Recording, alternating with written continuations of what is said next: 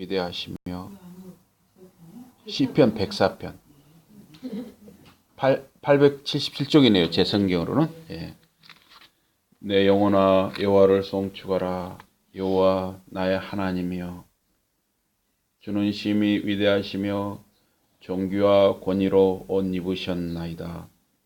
주께서 옷을 입은 같이 빛을 입으시며 하늘을 휘장같이 치시며 물에 자기 누각에 들보를 얹으시며 구름으로 자기 수레를 삼으시고 바람 날개로 다니시며 바람을 자기 사신으로 삼으시며 불꽃으로 자기 사역자를 삼으시며 땅에 기초를 놓으사 영원히 흔들리지 아니하게 하셨나이다. 옷으로 덮음같이 주께서 땅을 깊은 바다로 덮으시매 물이 산들 위로 솟아올랐으나 주께서 꾸짖으시니 물은 도망하며 주의 우레소리로 말미암아 빨리 가며 주께서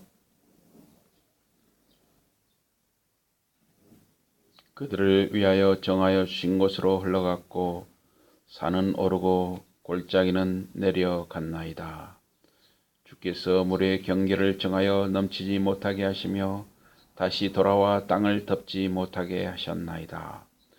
여호와께서 산을 골짜기에서 솟아나게 하시고 산 사이에 흐르게 하사 각종 들 짐승에게 마시게 하시니 들나귀들도 해갈하며 공중의 새들도 그 가에서 깃들이며 나뭇가지 사이에서 지저귀는도다. 그가 그의 누각에서부터 산에 물을 부어주시니 주께서 하시는 일의 결실이 땅을 만족시켜 주는도다. 우리 14, 15절 같이 보시겠습니다. 시작. 그가 가축을 위한 풀과 사람을 위한 채소를 자라게 하시며 땅에서 먹을 것이 나게 하셔서 사람의 마음을 기쁘게 하는 포도주와 사람의 얼굴을 윤택하게 하는 기름과 사람의 마음을 힘있게 하는 양식을 주셨도다. 아멘. 반갑고 고맙습니다.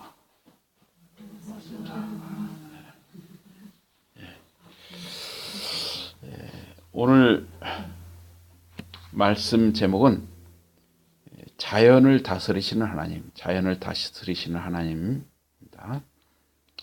이 시편은 하나님께 드리는 이 기도문이라고 했습니다. 시편이 1편부터 150편까지 있거든요.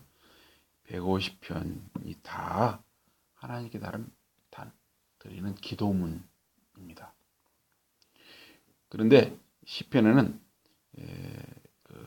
이제 학자들에 따라서 그렇게 나누는데 트램퍼 롱맨이라는 학자는 이 시편을 7가지 유형으로 나누고 있습니다. 그래서 찬양, 탄식, 감사, 회고, 지혜, 제왕 이렇게 해서 7가지로 나눕니다. 그래서 이제 7가지 중에서 이제 대표적인 것은 찬양과 탄식과 감사예요. 시편에서 대표적인 건 찬양, 탄식, 감사입니다. 그래서 여러분들이 하나님께 기도할 때는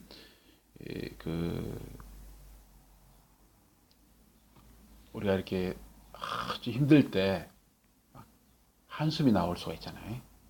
또 불평이 나올 수가 있어요. 하나님, 제가 이렇게 날마다 다람쥐 쳇바퀴 도는 것처럼 제 삶이 너무 밋밋합니다. 그렇게 말해도 하나님께 여러분 기도하는 것입니다. 여러분 생각할 때 그렇게 하면 이거 하나님이 좀 싫어하지 않으실까 혹시 그런 생각을 하실지도 모르겠어요. 그런데 여러분 마음속에 있는 것을 그냥 그대로 하나님께 말씀드리는 거, 이것이 기도예요. 또 뭐 감사할 게 있으면 감사합니다 또 하시고, 또 누가 너무 밉습니다, 누가 너무 원망스럽습니다, 그럼 하나님께 그렇게 말씀하시기 바랍니다. 어떤 사람이 있는데 저를 너무 힘들게 합니다. 너무 힘듭니다. 하나님께서 그 사람을 빨리 불러주시던가 아니면 그 사람 마음을 변화시키셔서 저를 제발 좀 덜 힘들게 하십시오. 이것도 기도예요. 실제로 시편에 보면 그런 기도가 많이 나옵니다. 원수에 대한 기도가 많이 나와요. 그래서 그 원수를 제발 하나님이 좀 무찔러 주시라든가 좀 부숴 주시라든가 죽여 주시라든가 그런 기도가 많이 나옵니다. 시편은 이렇게 하나님께 드리는 기도인데 특별히 오늘 본문 이 시편 104편은 내 영혼아 여호와를 찬양하라 그렇게 되어 있어요. 바라키 납시 엣 아도나이 바라키 납시 하면 내 영혼아 찬양하라. 여호와 하나님을 찬양하라. 그런데 마지막 35절 104편의 마지막 35절도 바라키 납시 엣 아도나이 똑같아요. 처음 시작과 마지막이 같아요. 내 영혼아 하나님을 찬양하라. 이렇게 처음과 끝이 같은 것을 수사 기법으로 수미상관, 수미라는 것은 머리와 꼬리가 같다는 거예요. 수미상관이라고도 하고 또 인클루지오, 봉투 구조처럼 되어 있다 이렇게도 말을 하는 것입니다. 그래서 시편 104편은 찬양시예요. 왜냐 1편과 1절과 마지막 부분이 다 똑같이 끝났잖아요. 똑같이 시작해서 똑같이 끝났어요. 마지막 35절도 내 영혼아 여호와를 송축하라. 그렇게 시작해서 그렇게 끝나고 있어요. 그래서 찬양시입니다. 그래서 성도의 기도 중에 최고의 기도는 하나님을 찬양하는 기도예요. 우리가 아까 말씀드린 대로 여러분을 힘들게 하는 사람을 저주하는 기도도 할 수 있어요. 얼마든지 할 수 있어요. 하나님이 다 받으십니다. 또 우리 힘들면 힘들다고 하나님께 말씀드릴 수 있어요. 또 여러분 소원을 하나님께 말씀드릴 수 있어요. 그런데 우리 육신을 입은 인간, 죄성을 가진 사람이 이 거룩하신 하나님, 존귀하신 여호와를 찬양하는 기도는 가장 최고의 영적인 영광을 누리는 일입니다. 나의 하나님 여호와여, 당신은 너무나 크신 분입니다. 그 1절 중간과 하반부에 그렇게 나오죠. 존귀와 권위로 옷 입으셨나이다.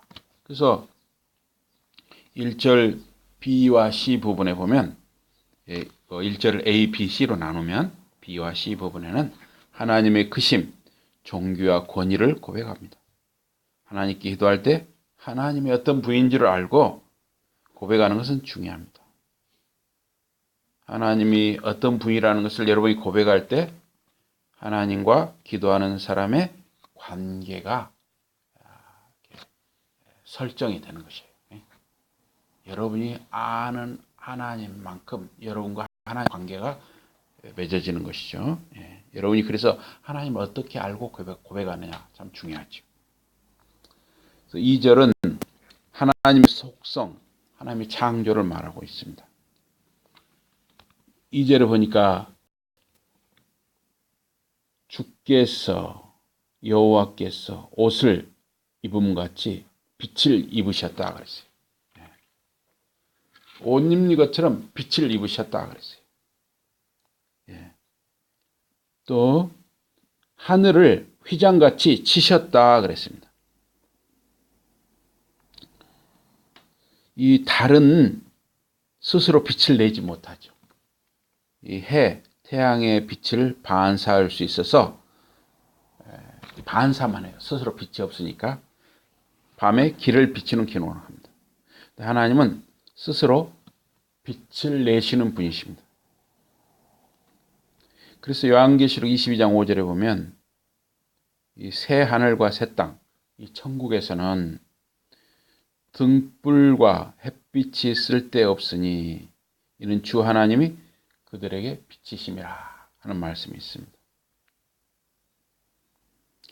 요한복음 1장 4절에 보면 예수 그리스도를 말하는데 그 안에 생명이 있었으니 이 생명은 사람들의 빛이라. 이어서 5절에 빛이 어둠에 비치되 어둠이 깨닫지 못하더라. 빛은 이 두 가지로 나눌 수 있어요. 물리적인 빛, 우리 이제 그 햇빛처럼 이 물리적인 빛이 있고 또 영적인 빛이 있습니다.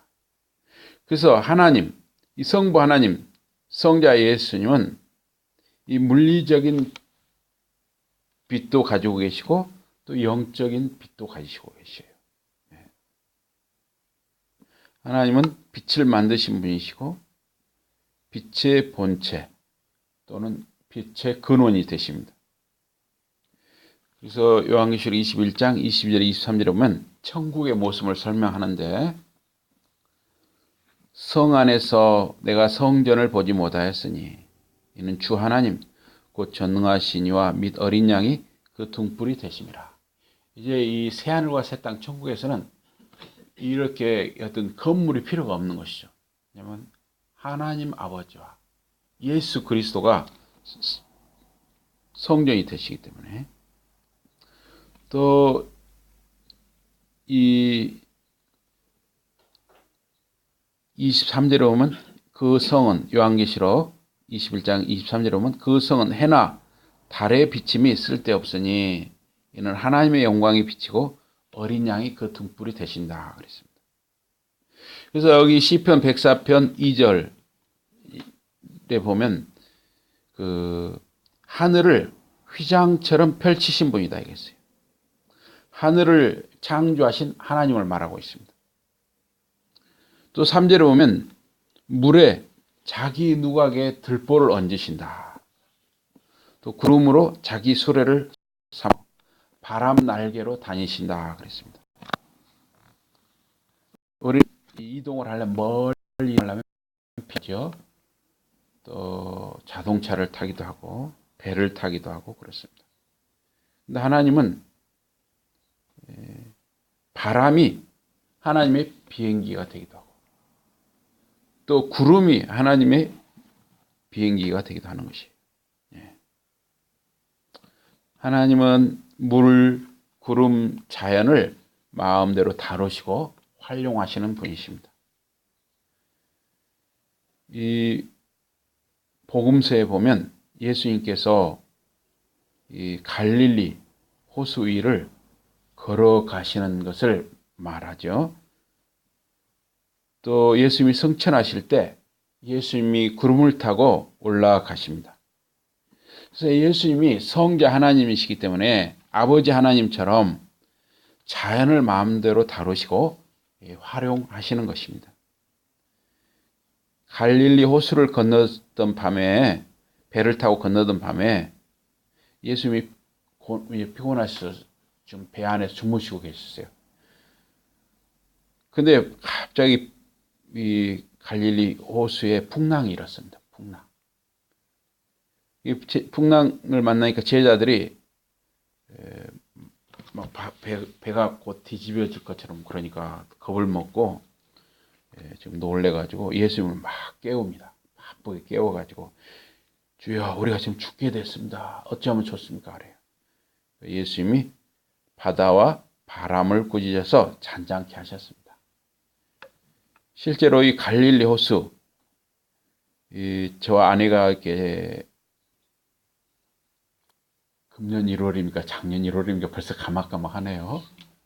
네? 작년인가요? 아, 죄송합니다. 작년 1월에 저와 아내가 그 이스라엘의 그 갈릴리 호수 가서 배를 타봤는데요. 그때가 저녁 6시에서 밤 8시 사이였어요. 그런데 뭐 그렇게 큰 배는 아니고 하여튼 그래도 한 50명 이상 타는 배였어요. 그런데 그 배를 타고 가는데 좀 파도가 좀 세게 이는 거예요. 그러니까 위험하니까 그 호수의 가운데로는 못 간다는 거예요. 주로 호수 가에서 좀 3, 40분 타고 나왔는데요. 예, 배가 또 중간에 고장 나가지고 다른 배로 그 안에서 호수 안에서 갈아타기도 했습니다. 그런데 실제로 있잖아요. 파도가 상당히 무섭게 치더라고요. 호수인데 바다같이 넓어요. 바다 같은 호수예요. 그래가지고 파도가 진짜 파도 이상으로 치더라고요. 그러니까 우리가 생각할 때는 호수인데 무슨 파도가 그렇게 무섭게 치느냐. 예? 우리 성경만 보고 있으면 할 수가 있죠. 실제로 저희가 그 배를 좋은 경험을 했어요. 실제로나요 무섭게 쳐요. 막 그 파도 물이 그 배 위로 막 넘칠 정도로 그렇게 쳐요. 그게 무섭더라고요. 그러니까 예수님과 제자들이 탄 배가 막 지금 빠져 죽게 됐습니다. 예수님 좀 어떻게 하면 좋겠습니까? 그렇게 다 이게 과장이 아니에요. 사실대로 기록한 것입니다. 어쨌든 하나님 아버지와 예수님께서는 이 자연을 마음대로 다루시는 분이세요. 창조주 하나님이시기 때문이죠.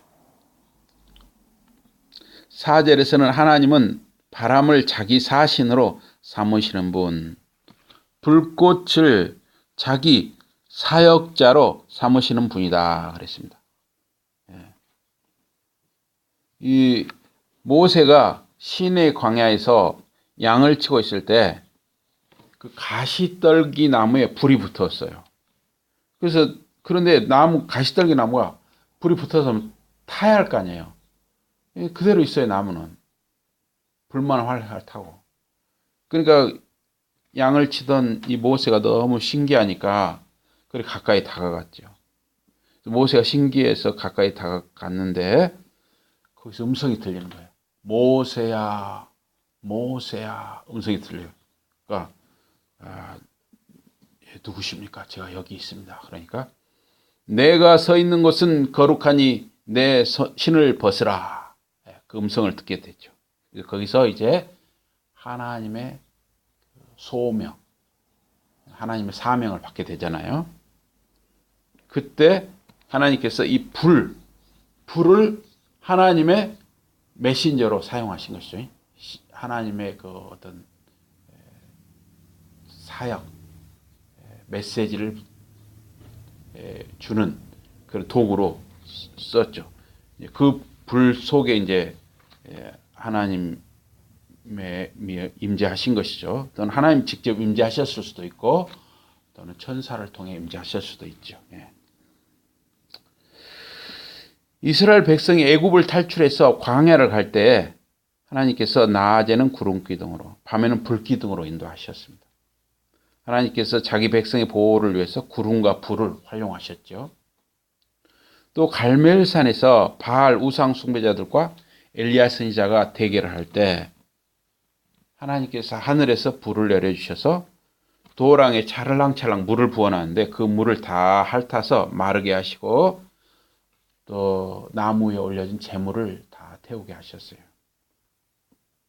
그래서 이렇게 불을 통해서 하나님의 뜻을 알리시기도 하십니다. 또 자연을 통해서 하나님의 백성들을 보호하실 때도 있고 하나님의 사명을 맡은 자에게 어떤 사명을 주시는데 어떤 표적으로 쓰기도 하신 것입니다. 또 이어서 시편 104편 5절에 보면 땅에 기초를 놓으사 영원히 흔들리지 아니하게 하셨나이다 그랬어요. 사람이 사는 땅이 견고하고 흔들리지 않는 것은 땅과 바다의 모든 물이 안정적으로 살 수 있는 조건이 되는 것입니다. 또 사람이 집을 짓고 살 수 있는 것이죠. 이따 보면 지진이라든가 쓰나미가 일어나는 것도 있지만 지구 전체적으로 보면 상당히 안정적이죠. 포항인가 거기서 그 무슨 지력 발전소 땅에서 그 땅 속에 있는 그 땅속에 마그마 불덩이가 있잖아요. 그래서 불덩이 그 열을 이용해 가지고 어떻게 발전소를 해볼까 해가지고 그 땅속에다가 아주 고압으로 초고압으로 또 온도를 막 상당히 높은 온도 1000도라고 한 것 같아요. 엄청나게 높은 온도예요. 그걸 해가지고 이제 그 땅속에 있는 그 마그마를 자극을 하는 것이죠. 그래가지고 그걸로 어떤 전기를 일으킬까 했는데 땅속에 불을 건드리니까 지진이 일어났잖아요. 그래서 처음에는 전 정부에서는 뭐라 했냐면 이건 그 발전소하고 지열 발전소하고 상관이 없다. 왜냐하면 그 지열 발전소 허락을 전 정부나 전 정부인가 하여튼 지난 정부에서 허락을 했어요. 그렇기 때문에 그걸 지열 발전소 탓이다 하면은 자기들 책임이 되잖아요. 그걸 부인을 했었죠. 그런데 현 정부 와서 그 연구진이 조사를 해보니까 그 지열 발전소에서 그렇게 무리하게 뜨거운 물을 넣고 해가지고 지진이 일어난 것이 밝혀졌죠. 예. 어쨌든 이 땅이 항상 이렇게 안정이 돼야 우리가 살 수 있잖아요. 그러니까 일본은 항상 긴장하잖아요. 지진이 다른 나라에 많이 일어나니까. 그래서 땅을 이렇게 안정되게 한다는 것은 우리에게 참 하나님 은혜인 것입니다. 6절에서 9절은 땅과 바다의 경계를 정하시고 물이 그 경계를 넘지 않게 하셨습니다. 역시 생명체와 인간이 살아가는데 중요한 조건이죠. 자꾸 바닷물이 사람이 사는 육지로 자꾸 덮친다고 생각하고 있어요. 물론 이제 태풍이 분다든가 지진이 일어날 때 쓰나미라든가 이런 걸로 어쩌다가 일부 지역에 덮치는 수도 있지만 전체적으로 보면 굉장히 안정적이죠. 이것도 역시 은혜인 것입니다. 또 10절에 15절에 골짜기에 샘을 솟게 하시고 산사에 물이 흐르게 하셔서 들짐승들과 새들이 물을 마시고 새들이 나뭇가지에 집을 짓고 살게 하셨습니다. 하늘에서 산에 들에 비를 내려주시고 풀과 나무와 채소가 자라게 하시고 땅에 먹을 것이 나게 하십니다. 그래서 15절은 하나님이 특별히 사람에게 관심과 사랑을 보내시는 것을 말하고 있습니다. 그래서 포도주는 사람의 마음을 기쁘게 하고 여러분들이 이 포도주를 가족끼리 말입니다. 고기를 먹는다든가 어떤 음식을 먹을 때 가족끼리 이렇게 한 잔씩 나눠 마시는 것은 참 그 한 음식을 함께 누리는 것이다 그렇게 생각을 합니다. 또 사람의 얼굴을 윤택하게 하는 기름과 올리브 기름이라든가 또 여러 가지 기름이 있죠. 또 사람의 마음을 힘있게 하는 양식을 주셨다. 빵이나 밥이나 여러 가지를 주셨죠.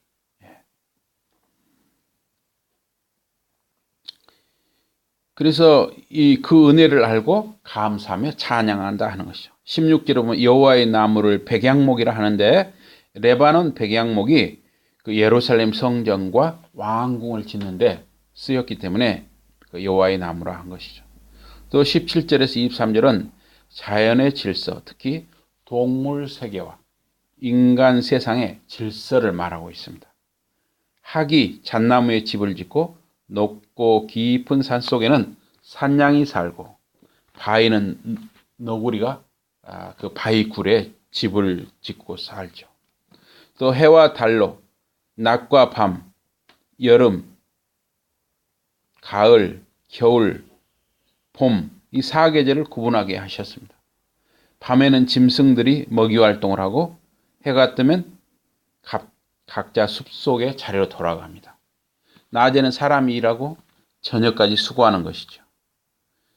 자연에 이렇게 질서를 부여하시고 모든 것이 질서대로 움직이게 하십니다. 사람이 안정되게 살 수 있는 것이죠. 자연의 이 질서와 안정감이 있어야 우리 사람이나 생명체가 안심하고 살죠. 그래서 우리 사람은 특별히 자연을 더 아끼고 배려해야 하는 것입니다. 그래서 우리가 할 수 있는 거, 이 쓰레기 분리수거 이거 잘하는 거 굉장히 중요합니다. 자연을 보호하고 배려하는 일. 그래서 제가 아내한테 항상 가끔 핀잔을 듣습니다. 아내는 아주 철저하거든요. 이 분리수거하는 거 굉장히 철저합니다. 그래서 제가 가끔 핀잔을 듣는데요. 실제로 고래나 상어가요 지금 심심치 않게 몸속에 비닐이나 플라스틱을 삼켜가지고요 죽는 일이 지금 자주 일어나고 있습니다. 실제로 고래나 그 상어만 그러겠어요? 모든 생물체가 다 오염되고 있습니다. 결국 사람이 오염된 생선이나 고기를 먹을 수밖에 없게 되는 거예요. 우리 한 사람 한 사람이 분리수거 하는 거 참 중요합니다. 실제로 지금 말합니다. 이 쓰레기 재활용도가요, 이 일본은 70%가 넘어간대요. 거의 90% 가까이 된다는 이야기도 있어요. 일본은 어쨌든 최소 70% 이상이에요. 근데 우리나라는 50%가 안 된다는 거예요, 재활용이. 그만큼 이 가정이나 이런 어떤 공장 이런 데서 배출되는 쓰레기를 분리수거 제대로 되고 있고, 그다음에 이제 일본 같은 공장에서 라벨 같은 것을 쉽게 뗄 수 있게 공장에서 출고되는 제품, 예를 들어 병이라든지 라벨을 붙였잖아요. 그래서 그걸 분리수거할 때는 쉽게 라벨이 뜯어지게 만든다는 거예요. 그래서 이런 것은 우리나라에서도 업체가 생산하는 제품, 분리수거 종이 같은 거 이렇게 쉽게 라벨 제거 같은 거 쉽게 되도록 그런 걸 해야지 좀 비용이 들어가더라고요. 이거는 가정과 업체가 다, 정부가 다 신경을 써야 돼요. 국회의원들도 더 관심을 가져야 됩니다. 24절에 보면 여호와여 주께서 하신 일이 어찌 그리 많은지요. 주께서 지혜로 그들을 다 지으셨으니 주께서 지으신 것들이 땅에 가득하니이다. 그랬어요. 네. 그러면서 이제 마지막에 또 내 영혼아 여호와를 송축하라 하면서 이 시편 기자는 자기 평생토록 여호와께 노래하며 자기가 살아있는 동안 정말 하나님을 찬양하겠습니다. 이렇게 다짐하고 있는 것을 볼 수가 있습니다. 여러분의 삶이 이 시편 기자처럼 정말 하나님을 찬양하는 삶, 또 하나님이 주신 우리 사람을 위해서 주신 이 자연을 배려하고 아끼는 여러분이 할 수 있는 일들을 할 수 있는 여러분과 제 삶이 되기를 주님 이름으로 축복합니다. 네, 기도하겠습니다. 하나님